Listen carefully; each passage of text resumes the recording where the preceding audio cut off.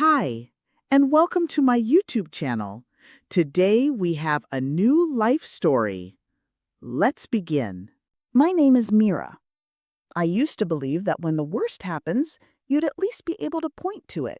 Say, there. That's when everything shattered.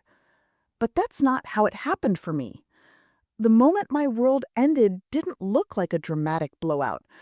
There were no screams, no breaking glass, just my cousin, smiling, sipping rosé, while my husband nudged me toward the edge of our staircase with a look of calm detachment.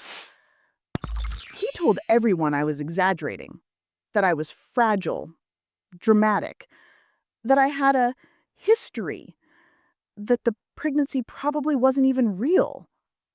He called it a test, said he needed to see how serious I was.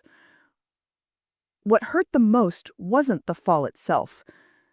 It was the stillness that came after. The kind of silence that makes you realize people will watch you bleed and still ask for proof. And when you finally show them the proof, they'll say it's not enough. I wish I could say this story starts somewhere else, somewhere softer, but it doesn't. It begins on the floor of my hallway, cold wood against my back, the pain in my pelvis screaming through me, and my cousin Ria raising one brow like she was bored at a dinner party. And it begins again, 2 hours later, in a sterile white room under hospital lights, where a doctor's eyes tell you the truth before his mouth does. No fetal heartbeat. But maybe it really starts even earlier, before the test, before the pain, back when I still believed in the future I had been working toward for years. I hadn't taken a pregnancy test in almost 14 months. The last time, I sat in the guest bathroom, wrapped in an old towel, the steam from the shower fogging up the mirror, while I waited for a line that never came. I remembered pressing my palm to my flat belly and whispering, maybe next time. That cycle had been our third round of IUI. We'd been trying for over a year, through specialist visits and hormone injections, monthly disappointments, and quiet, bitter fights that always ended with us falling asleep on opposite sides of the bed.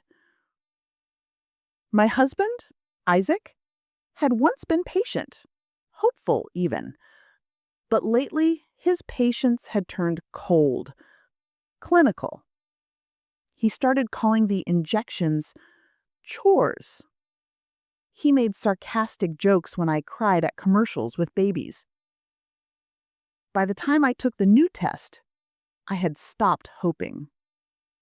That's why I didn't cry when I saw the result. 2 lines. Clear. Certain. Pregnant. I didn't scream. I didn't run to wake him. I just sat there, on the edge of the tub, hands resting on my knees, staring down at that little plastic strip while my breath trembled in and out. The clock ticked above me. Morning was breaking. And I thought, I'm not going to tell him yet. Not out of fear, out of self-preservation. I needed a day to hold the joy on my own, to let it root before anything or anyone could pull it away. I told him the next evening. He was watching a documentary on urban collapse. He liked shows about disasters, especially ones where the warning signs had been ignored. I waited for the credits to roll. I'm pregnant, I said softly. He looked at me, not shocked, not smiling, just paused. Then, are you sure?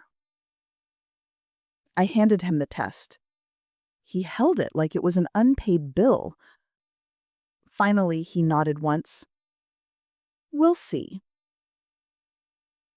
And that was it. No kiss, no joy. just a quiet dismissal. A week later, the cramping started. At first, I told myself it was normal. The internet said so.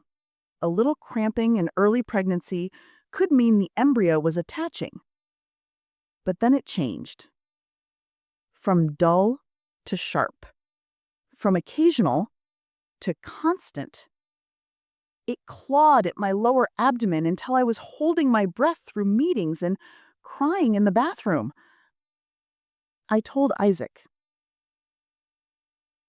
He said I was reading too much into it. Could be gas, he muttered one night, barely looking up from his phone. I wanted to scream, but I didn't. Because deep down, I was afraid he was right, that I was overreacting, that my body was failing again. I scheduled a doctor's visit. Alone.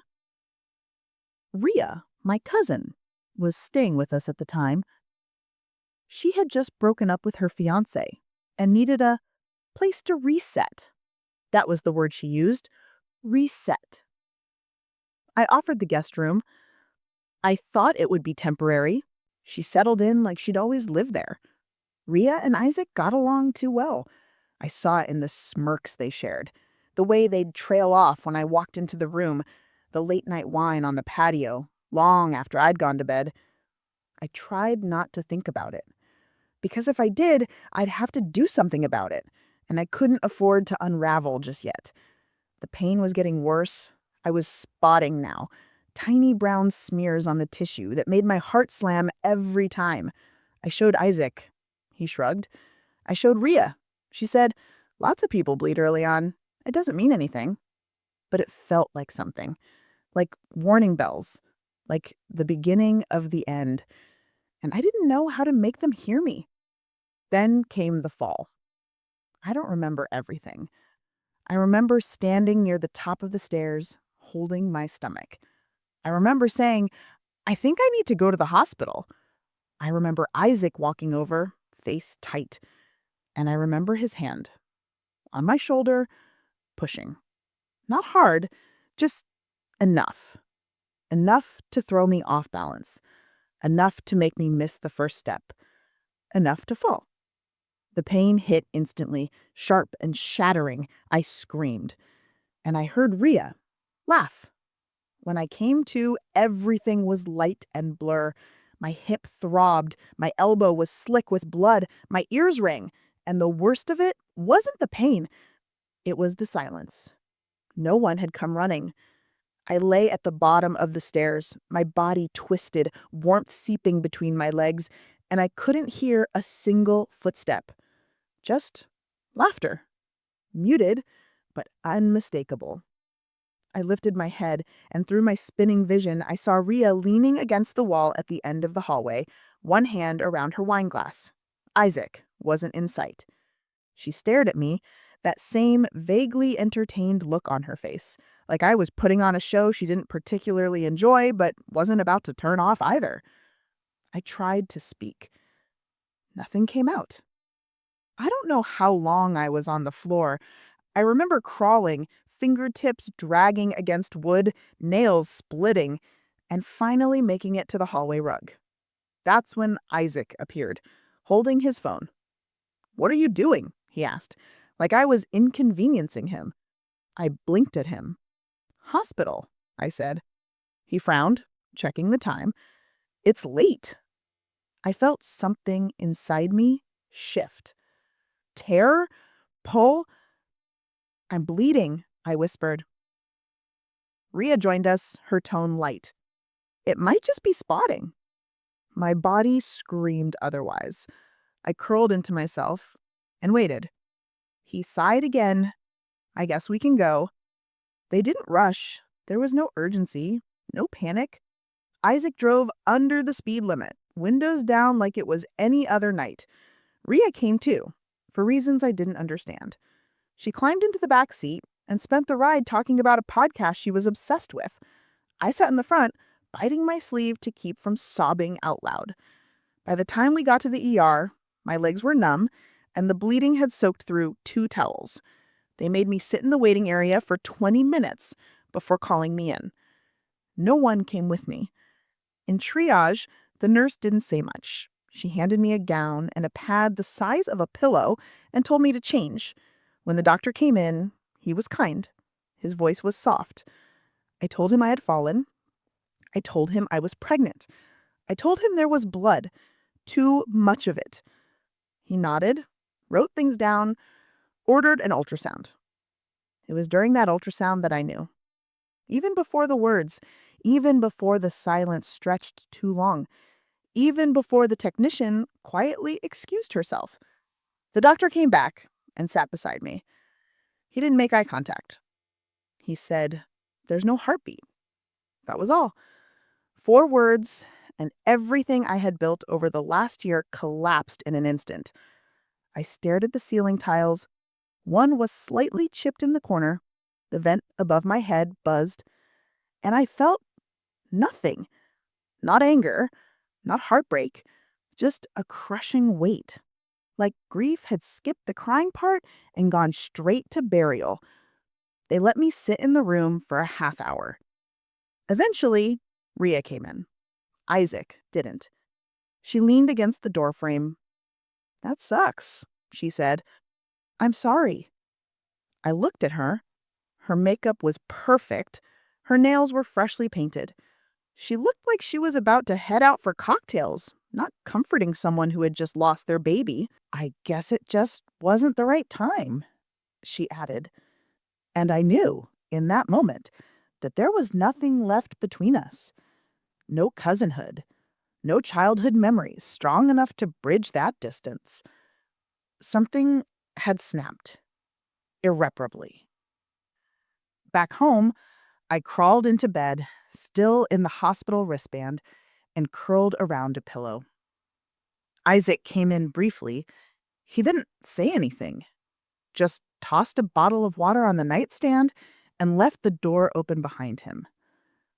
I stayed there for hours, maybe days.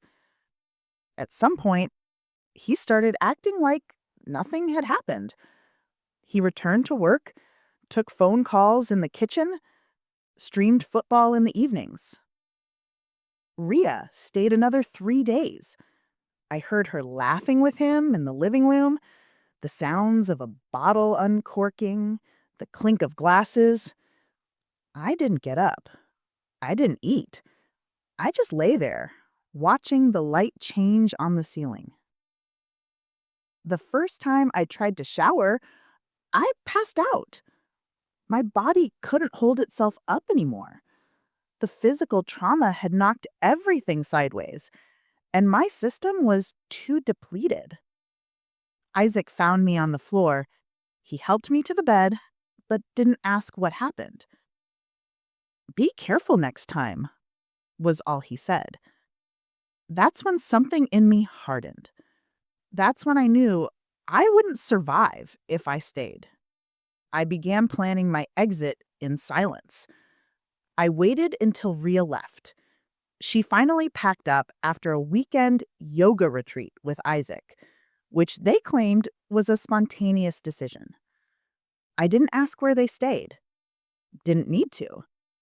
I started quietly gathering documents: ID, savings account info, medical records. I created a new email. I changed my phone's backup settings. I cleared out a storage unit I'd forgotten I still had. And then I waited for a moment when neither of them would be home. That moment came on a Thursday. Isaac had a conference. Rhea was house sitting for her friend.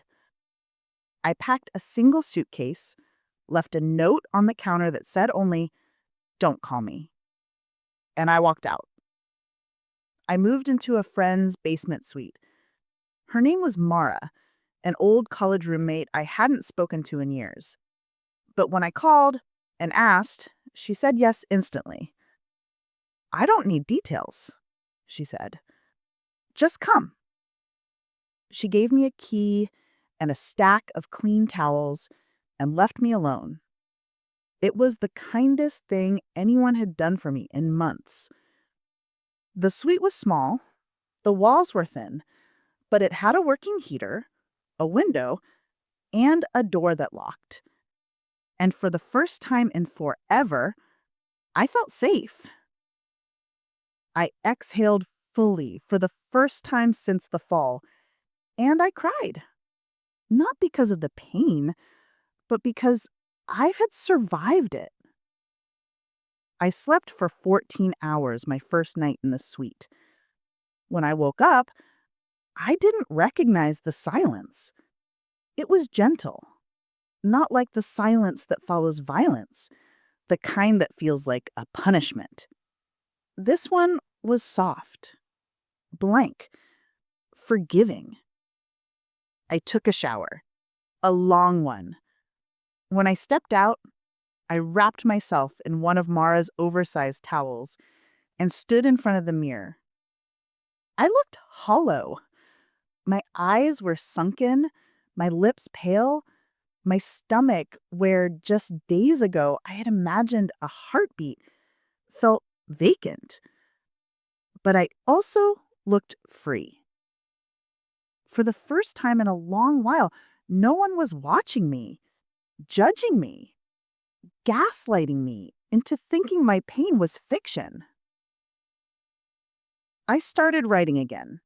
Not full journals, just scraps.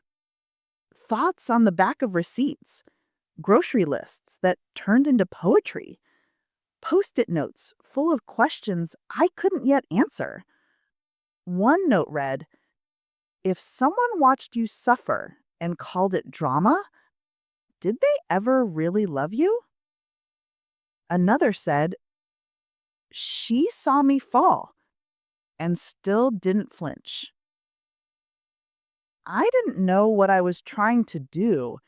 Heal, maybe, or just make sense of the wreckage. But writing made me feel real again. Isaac didn't call. Neither did Rhea. I assumed they were together now. Maybe not officially, maybe not yet, but emotionally, they had been long before I left. A week after I moved out, I got a call from an unknown number. I didn't answer. Later that night, I checked my email and found one message in my inbox. No subject line. It was from Isaac. He wrote, "I know things got out of hand. I hope you're okay. If you ever want to talk, I'm here." That was it. No mention of the baby, no apology, just convenience. As if my trauma was an awkward misunderstanding that could be brushed over like spilled coffee. I didn't reply. I archived it and moved on. Mara was kind. She didn't hover, didn't ask. But she brought me tea sometimes. She left a heating pad on the couch with a note, "In case your body still aches." It did. Sometimes I'd wake up with cramps so bad I couldn't breathe. My doctor said it was part of the recovery. I wondered if they meant physical or emotional. Both, probably. I started walking in the evenings. At first, just to the corner store and back, then around the block, then down to the park. I passed other women, joggers, moms with strollers, students walking with headphones, and wondered if they carried grief too. If they had ever looked a man in the eye and realized he didn't care if they lived or died. And I realized something. There's a quiet sisterhood among women who've survived what no one believes. The nod, the look, the understanding. I wasn't alone. Not really. I started therapy 3 weeks after I left. My therapist, Angela, had calm eyes and a voice like rainfall. She didn't start with, "Tell me what happened." She asked, "What do you want me to know?" It took me a full session to answer. The next week, I said, "I think I made him hate me." She frowned gently. Or maybe you were taught to blame yourself for his cruelty.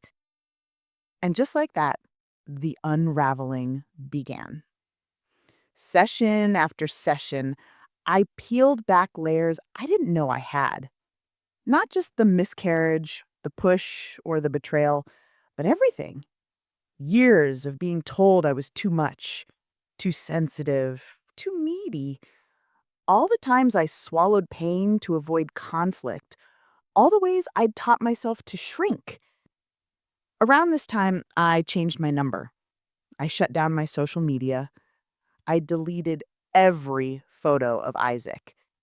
I even threw out my wedding ring, wrapping it in a napkin and dropping it in a donation bin with a shaky hand. It didn't feel symbolic. It felt overdue. Then came the day I saw Rhea. I was at the pharmacy, picking up vitamins. She walked in wearing sunglasses and gym clothes, sipping something green through a straw. She looked directly at me. I expected her to flinch. She didn't. She smiled and walked away. No guilt, no tension, no remorse.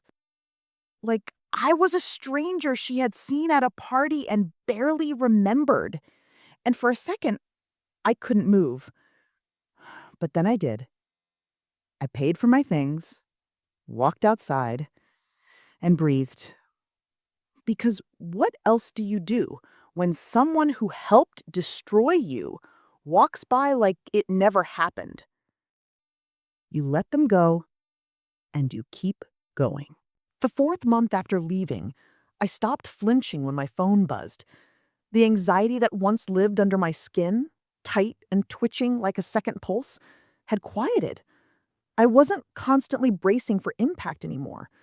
That invisible armor I used to wear, heavy, exhausting, I was finally able to lay it down. I still had bad nights. The kind where the dreams came back and I woke up with clenched fists and tear-streaked cheeks.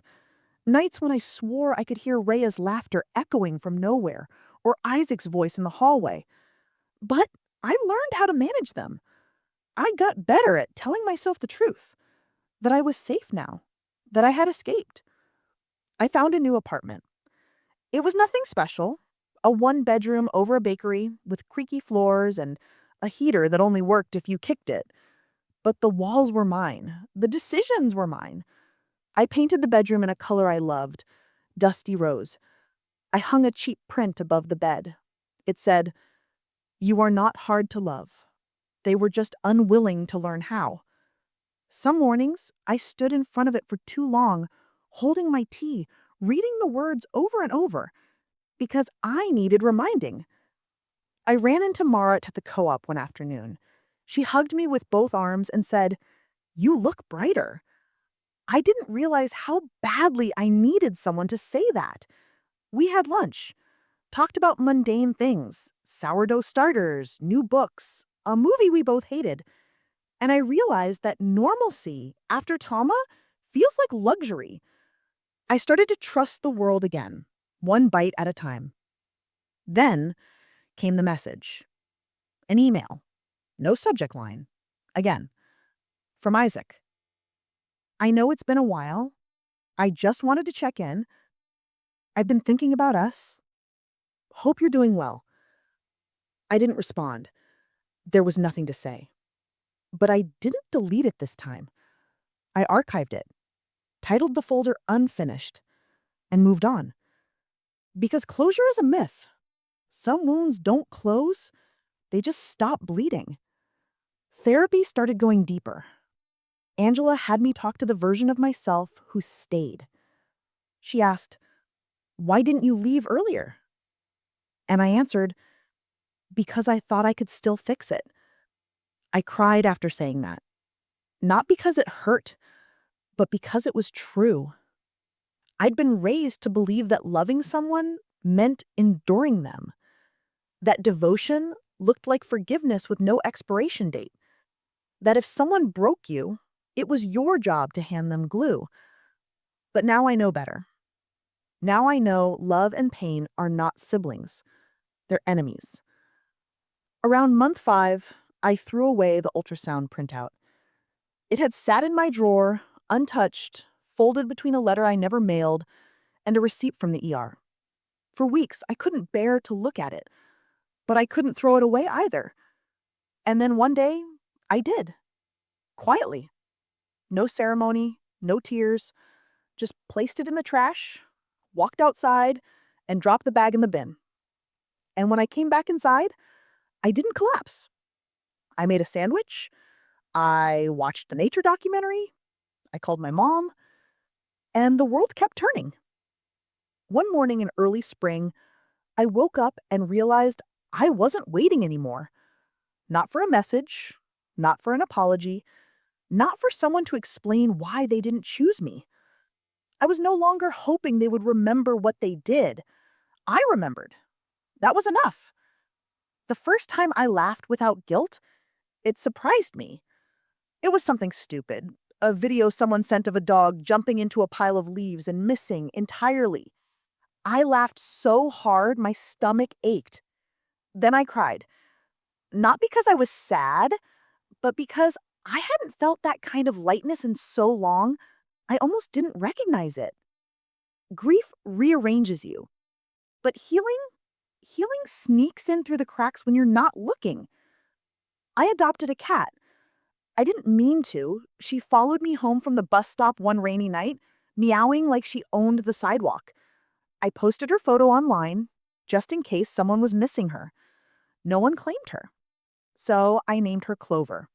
She was small, half feral, and extremely particular about how she liked her food arranged. But she curled beside me every night and purred like she had always been mine. I took a pottery class on a whim. The instructor, a tall woman named Celine with turquoise streaks in her hair, taught us how to shape clay slowly, intentionally. "Don't fight it," she said one day, adjusting my hands. "Let the wobble happen. That's how you get character." I nearly cried in the middle of class because my whole life I had been trying to eliminate the wobble, to smooth every edge, to perfect every surface. And suddenly I realized I didn't want to be flawless. I wanted to be whole. One evening in June, I found the scarf Ria had left behind. It was buried in an old drawer I hadn't opened since moving. Red silk, price tag still on it. I stared at it for a long time, memories flickering like moths around a porch light. Her laugh, her hand on Isaac's arm, her voice saying, "Maybe it's for the best." I thought about burning it, but I didn't want smoke in my new space. So I walked outside, dropped it into the community donation bin, and didn't look back. Around this time, I began mentoring a younger woman at work. Her name was Amani. She was bright, eager, curious, but I could see the storm beneath her surface. One day, she lingered at my desk and asked, "How do you stay so calm?" I didn't know how to answer that, because it wasn't calm. It was clarity, hard won, scar-lined. But I smiled and said, "I've survived worse." She nodded like she understood more than I said. Maybe she did. I started writing longer pieces again. Not just journal scraps, but essays. I wrote about grief that doesn't get funerals, about betrayals that come dressed in family, about women who crawl away from the fire with ash in their lungs and still find the strength to build. I sent one to a small online publication. They accepted it. I cried when I saw my name in print, not for recognition, but because it proved I hadn't disappeared. The next time Isaac emailed me, I didn't open it. I just deleted it. No hesitation, no ache, just done. Healing had closed the door he kept trying to reopen. Not with a slam, but with finality. I moved again, not out of fear, not to escape, but because I could. I found a third-floor apartment with high ceilings and a tiny balcony just wide enough for a chair and a potted tree. The first thing I did after moving in was buy a lemon plant. It hasn't given me a single fruit yet, but the leaves smell like summer when the sun hits them. I filled the space slowly. A bookshelf, a thrifted lamp with a cracked base, art from street vendors. No rushed decorating, no one's opinion to consider. Every piece had a story, a choice behind it. Like me. Clover adjusted fast. She claimed the windowsills, the kitchen chair, the center of the bed. I didn't mind. I liked the way she owned space. I liked how unapologetically alive she was. We matched in our own quiet way. On the 1-year mark of the miscarriage, I didn't cry. I lit a candle. I wrote a letter, not to Isaac, not to Rhea, to the child I lost. I told them I was sorry, not for what happened, but for who I was when it did. I told them I carried their memory, that they had mattered. And when I finished writing, I folded the paper and tucked it into a book I kept on my nightstand. Not to forget, but to honor. I saw Rhea again at a bookstore. She was walking out as I was walking in. She paused when she saw me. I didn't. I stepped around her like she was a stranger, which, finally, she was. She didn't call after me, didn't try to apologize. We were both too far gone for that. And in some strange way, that moment felt like closure. Not because she offered it, because I no longer needed it. My therapist said healing isn't linear, that grief is circular, a spiral. She was right. But what she didn't say is that eventually the spiral widens. The pain becomes softer. The flashbacks lose their bite. You remember what hurt without becoming it again. You reclaim the sound of your own laughter. You come back home to yourself. I started dating again, cautiously, slowly. Nothing serious yet, but I don't panic when someone asks me about my past. I don't shrink when they ask why I'm not married anymore. I say, because I learned I deserved more. And if they can't sit with that answer, they're not for me. The final box I unpacked held a necklace. It was the last gift Isaac gave me before everything fell apart. Delicate, bold, still tangled. I held it in my hands for a long time. Then I walked to the edge of the balcony, opened my fingers, and let the wind carry it away. Not out of anger, out of release. Because I didn't want to carry the weight of that story anymore.